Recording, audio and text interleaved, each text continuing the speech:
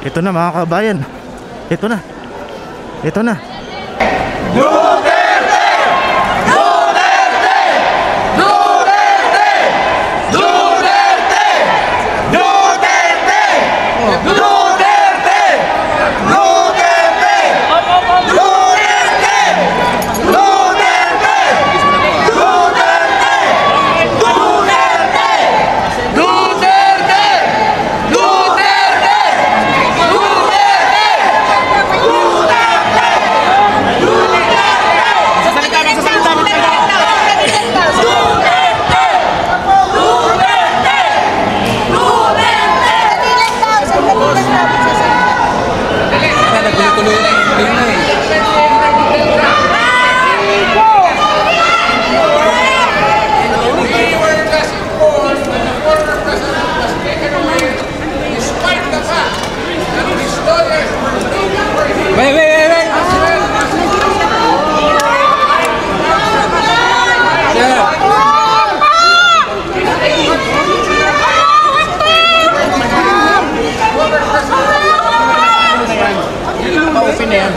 Sir, dito ulit! Dito, sir! Sir, dito!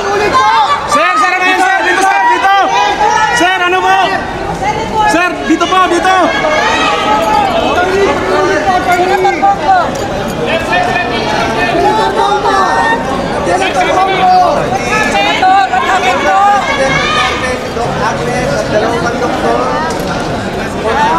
Right po ang bawat Pilipino sa akin ang kailangan.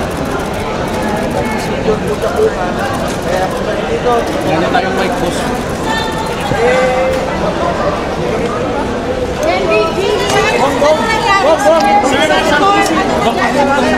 Nasaan po si Pangulong Duterte, sir? Bunga! Ako nasaan si Tatay Digong? Sir, dito po kayo sa gilid. Sir! Sir, sa gilid. Baka sa mga TDS, sir. Sir, mga TDS, nandito po. Sir, TDS po, sir. Nandito po kami. Saan sila na? Sir, meron ba alas 1? May arrest warrant.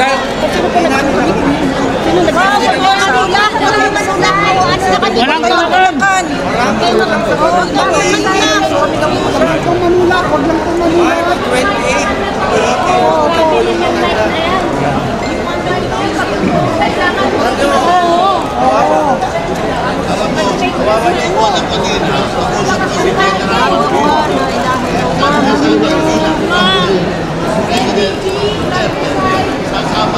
Bagger side po, Senator Bongo, nandito po kami. Sir BG! Men yung mikropono mo. Senator! Senator! Senator, pakiklaro lang po ng sungkot si Tatay Digong.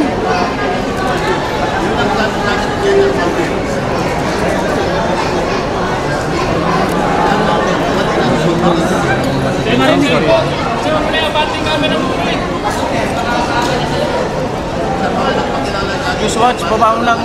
Mic mo, Newswatch. Newswatch. Ano, hindi naman natin marinig. Wala naman daw warang. Wala namang warrant.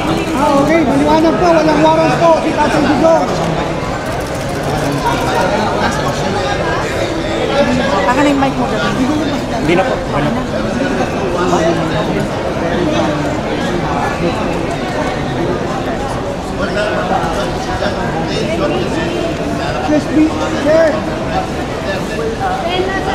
Sir, dito po kami, sir. Sir, dito, sir. TDS, supporter, nandito po.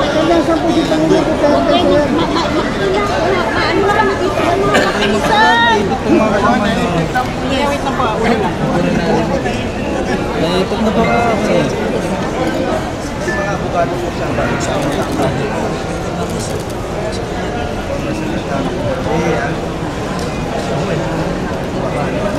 Ano eh? Tama ko? Huwag kayong ano. Camera ko, mic ko.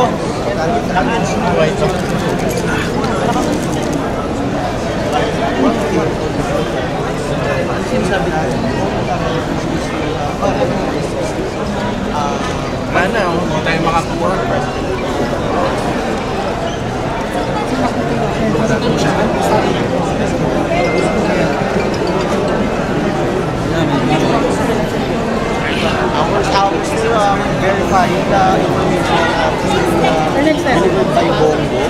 we have seen a Facebook Live again here where former President Duterte delivered outside the airport from Carnaval. But it's verified. Nag-interview, walang ano, mic tayo.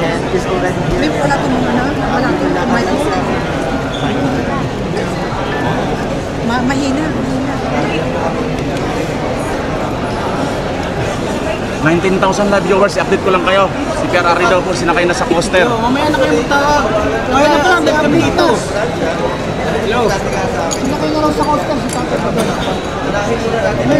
At wala daw pong ipinakitang warrant of arrest.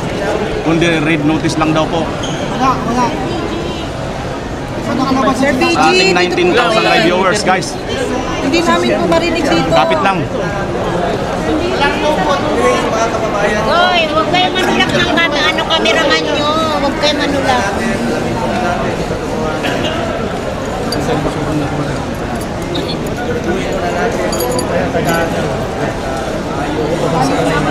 Itong mic ko na namin.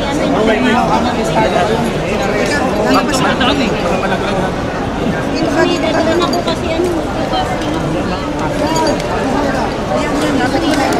Dito ka, dito ka. Hindi, labas na.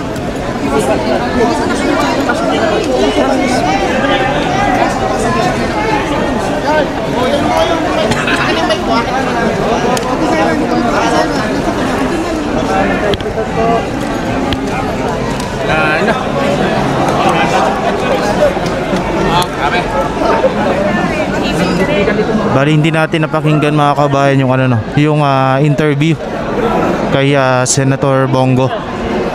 Pero makikita natin dito hindi pa naman dumadating or nag-arrive si FPRRD dito sa VIP exit. Ayan. Wala pa. Sila huwag mo sagutin. Busy tayo. Ayan.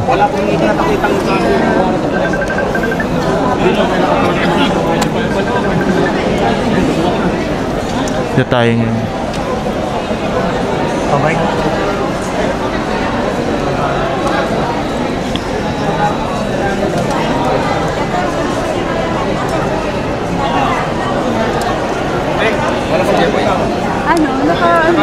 So dito po sa aabangan yung pagdating ni FPRRD mula sa Hong Kong.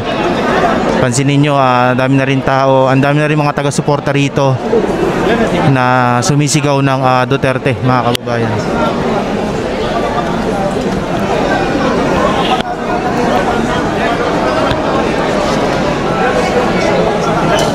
Ito, baka meron na, wala pa.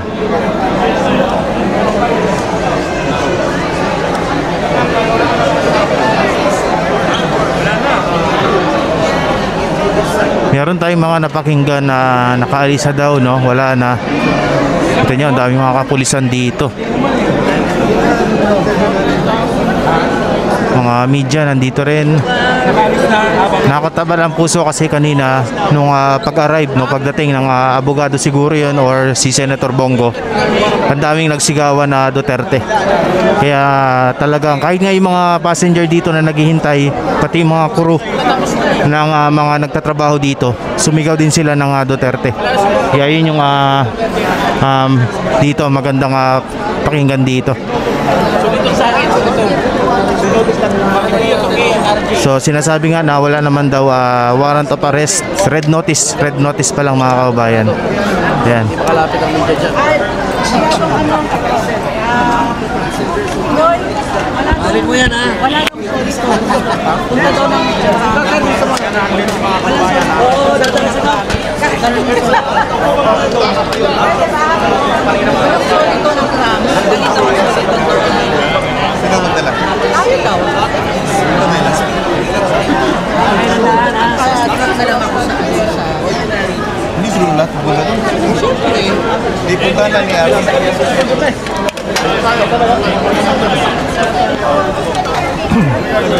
Kelvin! Yan, nahulog yung boom dito.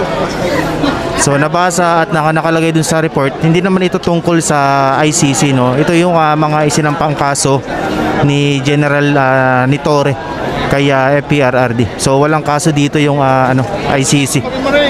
Ano lang yun, fake news lang yung mga pinapakalat nila, hindi yung totoo. So ito po ay hindi sa tungkol sa ICC dahil wala pa naman jurisdiction ng ICC dito sa atin.